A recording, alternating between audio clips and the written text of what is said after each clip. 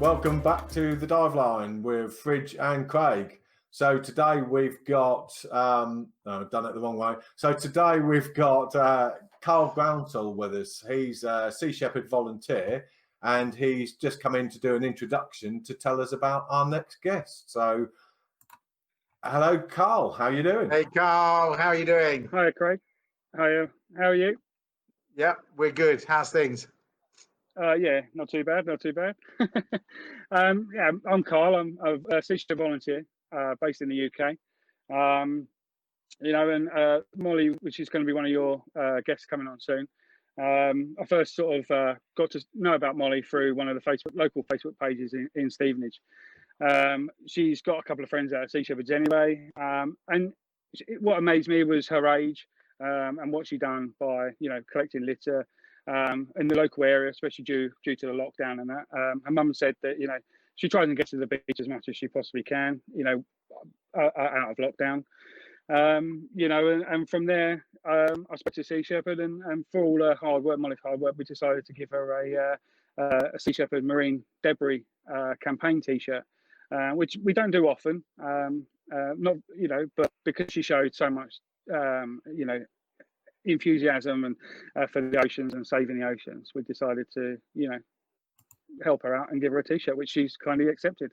She's pretty awesome, isn't she? I mean, like you say, it's not often you give out T-shirts from Sea Shepherd, but for what she's doing, it is incredible, isn't it? Yeah, definitely. And for her age, it's brilliant. She's 7, 8 years old. She's out nearly every other day. She's, if not every day, collecting litter from the local parks and the local waterways. And that goes to show that children of her age are actually understanding that we need to do more, and that's just extraordinary to see that happening, really. So we've got Molly coming up in a moment. We look forward to talking to her. Carl, you, besides being a Sea Shepherd volunteer, you're a fellow diver. Tell us a little bit about your diving history. Are you twin set or a single guy? Do you paddy? For me, I've been diving a couple of years now. I've been wanting to dive for a few years, but due to being type 1 diabetic, I was sort of not being able to get it through. Doctors not understanding, that divers can dive with diabetes. Up until then, I started off with paddy. I'm now BZAC. Currently this year, I would have been doing my sports diver, but I need to do the open water, but because of the lockdown, not been able to do that. I'm also a full face diver, full face mask diver with Ocean Reef. I love it. I just love the scenery. You go down and it's peaceful. I love to see what's down there, really. Excellent. Well, we really appreciate you coming on. We appreciate even more you a couple of weeks ago giving us the heads up about Molly, and that led, of course, to her coming on as a guest on this episode today. So thank you for that, Carl. And Fridge and I look forward to diving with you somewhere in the future. Oh, definitely. I don't mind blind bubbles, I can say thank you very much to Carl there for doing that brief introduction to Molly. So let's bring in Molly and her mum Rhiannon now. Hello. Hi, guys. Hello. Hi. How are you both? Yeah, we're really good. How are you feeling, Molly? I'm feeling really good. I'm feeling very well. Excellent. We've had a very, very busy week, like with all the kind of projects and things that we're both doing. It's very, our week is so full up, so we're just kind of taking it easy today, to be honest. Yeah, nice. Which is good. Yeah, cool, great. So we've just met Carl, and Carl's done a little bit of an introduction, and he gave us the heads up about Molly. And we think you're awesome, Molly, in the work that you're doing. Obviously, Fridge and I are both divers. We love our oceans, and we heard from Carl about the mission that you're on to protect our oceans, and not only getting people to clear up their own rubbish, but also getting out there yourself in picking up litter and getting your friends and getting your neighbours involved. So tell us how this all started. Would you like to answer it? Yes. So, how it all started? Okay. So, I got inspired by a group called Sea Shepherd, and when we did a beach cleanup, that inspired me to make my own group. We both thought of the same thing, really, Earth Guardians, and then my mum, kind of Googled, what if there was already a group there, and there was, and we took part in it, didn't we? We got our own group called Earth Guardians Stevenage UK. Yeah. So you basically, you wanted to do volunteer work, didn't you? And then she couldn't because she was too young to join in with Sea Shepherd and be volunteer for them. So what she did was kind of wanted to start her own group where she could kind of do litter picks with people. So that's why, I went online and I had a look to see if it was already a group name, and then we found it was like this massive thing.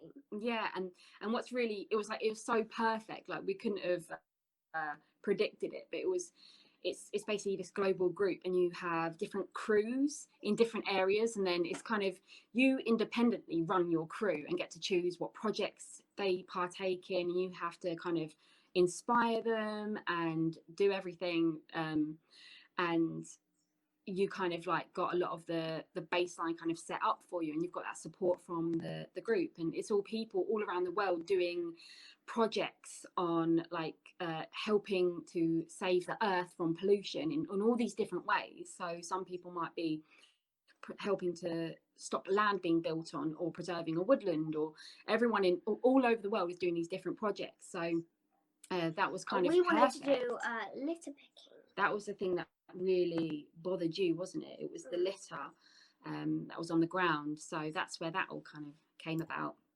Oh, Yes. okay. So you guys thought of the name Earth Guardians and then realised that there is a big global organisation that actually already has that name. And you contacted them, did you? And they said you could use it and call yourself Stevenage, Earth Guardians Stevenage UK? Well, if you want to have your own crew, you have to apply for one. So we applied, and they gave us Earth Guardians Stevenage UK. So and they gave us we get our own logo, we get our own our own email address and everything, and Excellent. So why litter in particular, Molly? Why was litter important for you? Why did you want to pick that up? Because I thought, I was really into marine conservation at the time that it all started. So, but I didn't actually know that litter causes such a big effect to all wildlife everywhere. So you could drop a bit of litter on the ground, inland, somewhere you could drop it in some sort of desert, and then that somehow could get into a river somewhere, and that could end up across. That could end up somewhere halfway across the world. What a brilliant answer, Molly. Yeah, that's exactly right. Because once it flows out down the river out to the sea, then it will get taken anywhere in the world by the tides and the wind, of course. And the currents. And the currents. So how's the local community reacted to the scheme that you've set up? It's, when people see us litter picking, they tell us well done, keep going, good job. And people have seen us and they've been like, wow, you've inspired us so much, we want to do that. All the kids love it, don't they? Yeah, little children. It's a game for them. Find the litter, spot the litter. Yeah. See if you can see the litter in the bushes or something. To have many other people come and join you, of your friends and your neighbours? How has the group grown since you started? we've posted things online about well, I kind of run the social media side of it, obviously, and I put up the pictures of Molly, and I might quote something she said to help inspire people of her perspective. I shared it into some local groups, like our kind of Stevenage groups that we have on Facebook, and the reception was amazing, and that's how Carl actually found us. Because everyone was so supportive, and kind of I showed you all the comments, didn't I? And everyone's like, wow, well done, this is amazing, how can we help, how can we get involved? So it's all been incredible, and it all came actually from Molly's amazing idea to get people out picking up litter over lockdown. Amazing. I thought of individual litter picks where you go out for an hour and pick litter as much as you can. Yeah, like once a week, isn't it? So it's just like a little bit every week, and we do it on Wednesdays, preferably. That's your favourite day, isn't it? Yeah. So we have the Wednesday, like the weekly Earth cleanup on Wednesday, and that's when everyone is like, it's Wednesday, it's time to litter pick. So everyone just goes out and does it, just literally like an hour, or fill up a bag or two, and recycle what you can. And is everyone meeting in one location and then you all going litter picking, or people just going out on a Wednesday and doing their own thing? No, literally everyone, because obviously we've been in lockdown, so we haven't been able to meet up even if we wanted to. So it's been really making it convenient for everyone and making it accessible to everyone as well. So it's literally like, if you just go for a 5-minute walk around your block, just pick up the litter on the way, like as simple as that. So it's been kind of weird. You've got that sense of community because all the total is all added up. So what everyone picks up, we all add up together. We all share our pictures of each other. We post pictures of the different people who have taken part in the group. We do a weekly shout out post to everyone to say thank you to everyone who joined in, and we say their first names and we add them to this big picture. So there's this huge sense of community and connection, but without kind of having, there's no meeting up or kind of going against government guidelines or anything like that. It's completely accessible to everyone, and I think that's partly why it's been so successful, because it's just been perfect, exactly what we needed during this time. How many people are actually involved? How many families have you got involved from sort of the start of day one, when it was just Molly's idea? How many have got involved, and how much rubbish have you collected? Do you want me to answer this one? Because I handle the numbers. Wasn't it like something? Oh wait, no. I think last week it was like over 30 families, and this week we've maybe had another 5 or more family, maybe even more than that. So I think we're getting close to about 40 maybe families who've joined in.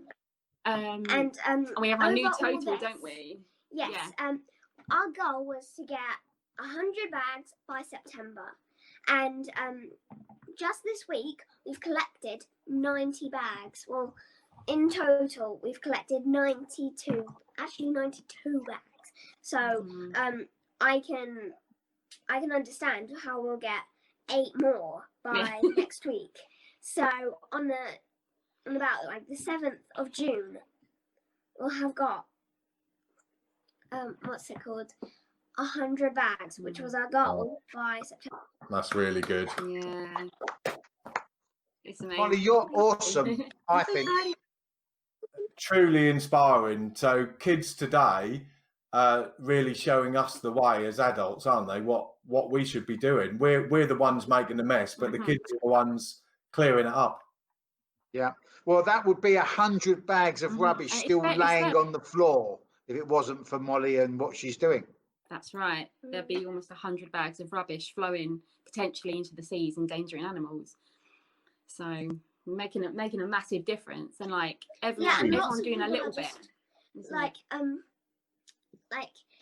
every single bag of litter that we've collected over how many weeks? Since early May, like May the 6th or something.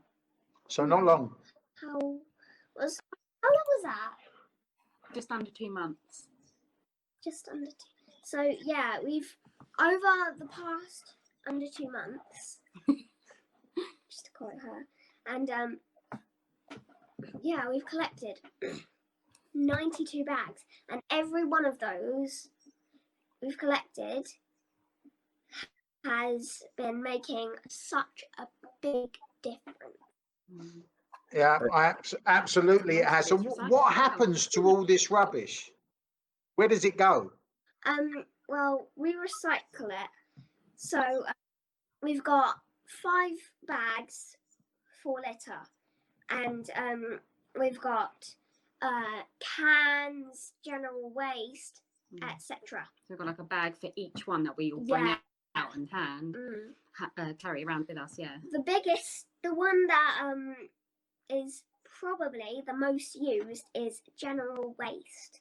So things like baby wipes, and yeah, there's been a lot of gloves recently. So I was going to ask that question actually. Have you found that there's the PPE, the face coverings and gloves? Is there a lot of that around? Oh yeah, we've come across.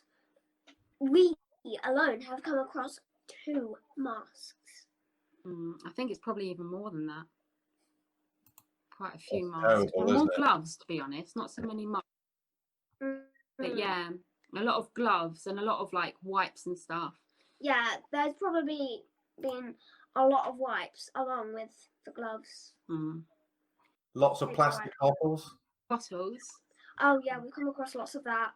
Oh yeah, they're very common. Once I had, only yesterday I found the one with the decomposing matter on it. Like, it was, I have no idea what it was. It was probably just rotting leaves, but you can't be too sure with that. No, we don't touch them or anything. Hygiene's very important. We always tell everyone to be, don't let kids handle the rubbish at all. No, like litter can be dirty, so and so things like that's just really bad because you don't know where it's been, you don't know who it's been with.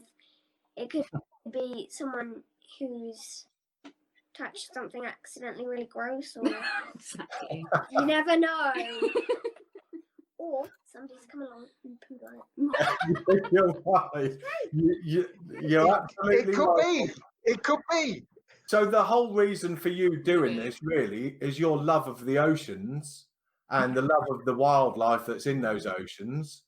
And you just wanted to stop all this rubbish from even the landlocked Stevenage getting into our waterways and into our streams and rivers and ending up in the ocean and hurting that wildlife. So that is the reason for you doing all of this. And I think you've done an absolutely amazing job. Couldn't agree more with what Fridge says. Molly, we both think you're awesome. We really do. And our environment desperately needs people like you that are prepared to encourage others to do something to stop the rubbish reaching the oceans. Absolutely. Bridge and I have heard that you would like to do something that we both do, and that's breathe underwater. I hear that you'd like to try out to see what it's like to be the shark behind me and be able to breathe underwater. What do you think? Yeah, it'd be pretty cool. It is very cool. It is really cool. Jim, tell the guys about what we're going to do. So we're going to arrange for Molly to go to a local dive centre in your area and have what we call a tri-dive. So you'll be able to experience what it's like underwater in the swimming pool. And if you like it, and you like it a lot, when you're 10 years old, so not long, Paddy, who, I don't know if you've heard of Paddy, well, they're the world's biggest diving organisation. They're going to give you a online open water course for you to do so you can learn to scuba dive. What do you think? I'm going to cry. Am I going to swim?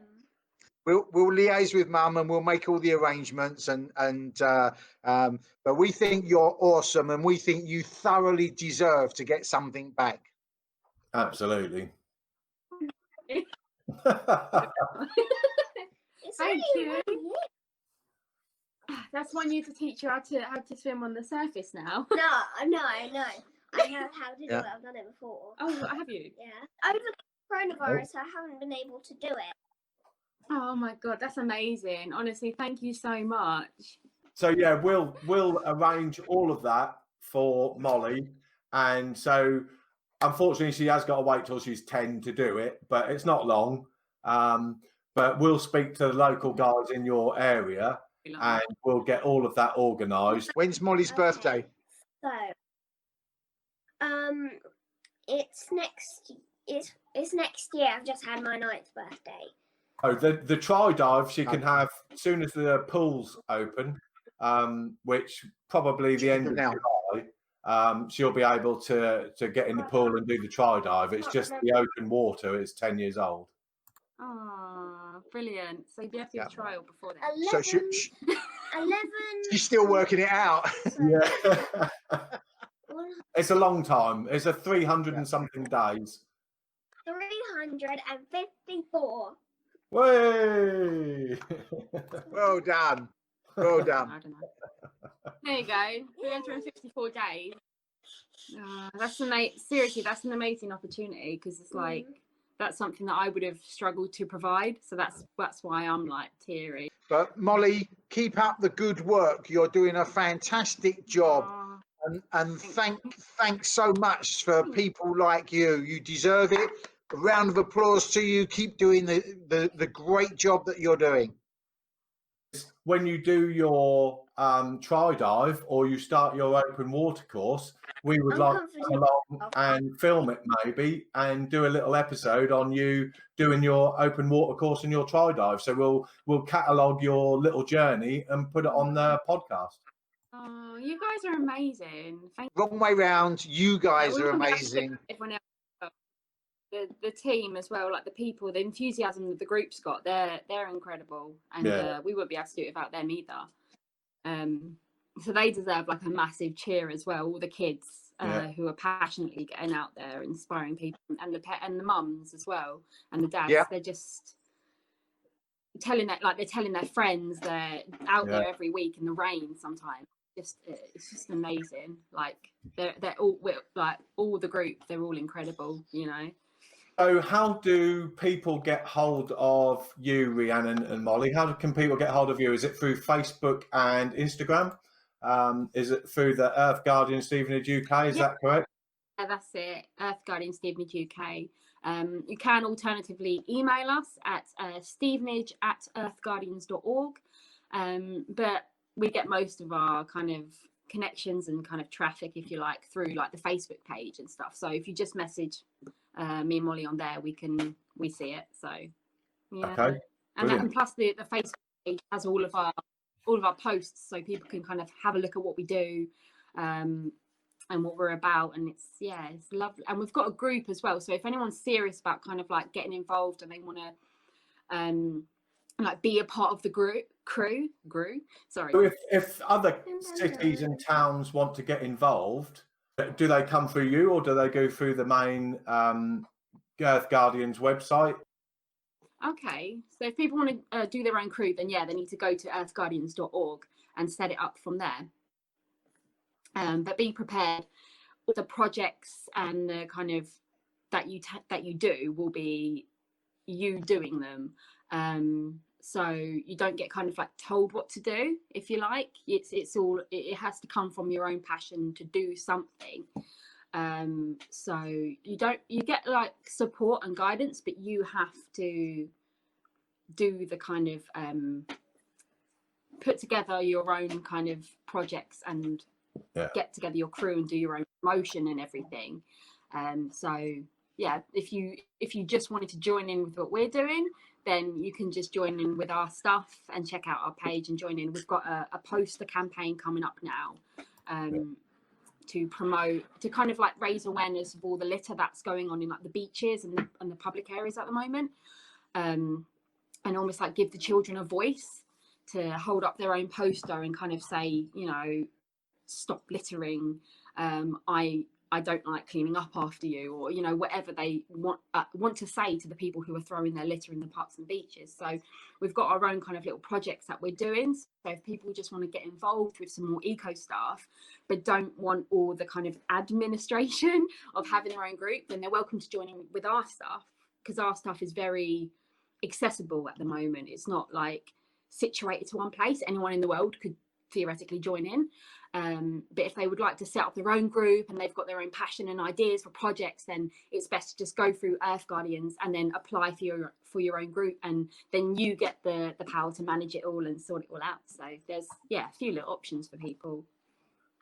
Well, you're both fantastic, and I hope that you've inspired people across the country to get in touch with Earth Guardians and set up their own litter campaigns or whatever good they want to do for the environment. And of course, come along and join you guys if they're if they want to do that and not have the admin side. But I just think you're brilliant. Guys, thank you so much. Very much appreciated for you spending the time to come and tell us about what you're doing.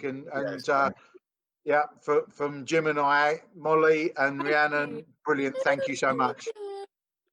Thank you for having us and for giving us kind of like another way to kind of help people get involved. I think that, you know, I really appreciate your time and, you know, the work that you've put in for us. So and then obviously the opportunity you've given to Molly for diving, that is just more than you needed to do. And I just thank you, like, from the bottom of my heart. Thank you. Like, I know you didn't need to, but please get this to. Yeah, we did. Like, we did need to, Molly. We did. Have to, but I didn't hear that. I still wanna like have that opportunity to do that. Like, it was unnecessary, but thank you so much. It's going to mean a lot to you, isn't it? Yeah. It's the least we can I've do. been wanting to swimming. I've been wanting to swim for like the whole time coronavirus has been. She keeps going on to me about swimming, and she's like, "When's this going to be over?" And I'm like, "I don't know. I can't say." And she's like, "Yeah, but you said it was probably be over soon." And I was like, "You can't blame me. I don't know." So, but yeah, not long now, Molly. About, isn't it? Not long now. Not long. Yeah. Keep it up. Keep up the good work. Well done.